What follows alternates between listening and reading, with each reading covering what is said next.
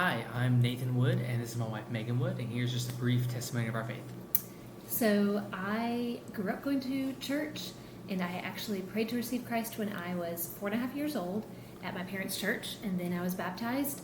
But I would say that it didn't really become my real faith until I went to college and got a chance to really experience Jesus on my own, really make those things my own, make that time, spending time with Jesus a priority for myself.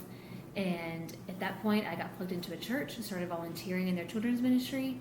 And we are still part of that church today. And I am still serving in the children's ministry. And we, with our own quiet times, have started leading a small group and just begin pouring out from what we ourselves are learning about Jesus and our own walks with Him, being able to pour that out to others.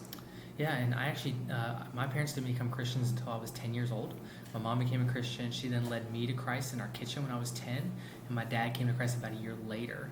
And so from there, like most normal teenagers, I had a faith, but I didn't really make it my own until, again, college. When I went to college, I went on a mission trip, and it was on that mission trip that the Lord found me and completely changed my life. It was almost like my eyes could see at a moment how good and glorious He was, and how deep my sin was. And it was in that moment where I really felt like I made my faith my own and realized I want Jesus and I want to follow Him with my life. So we got married about 11 years ago, and 10 years ago we actually moved to Bluffton, South Carolina to help start a church that I'm one of the pastors of. I'm still one of the pastors at. We've been there for 10 years, and that's been a really formative thing and journey for us as a couple.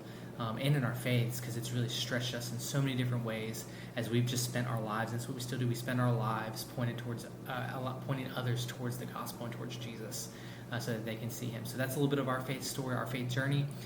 We have 2 kids of our own now. We've adopted another one, and we'll share a little bit in the next video about why we chose to adopt.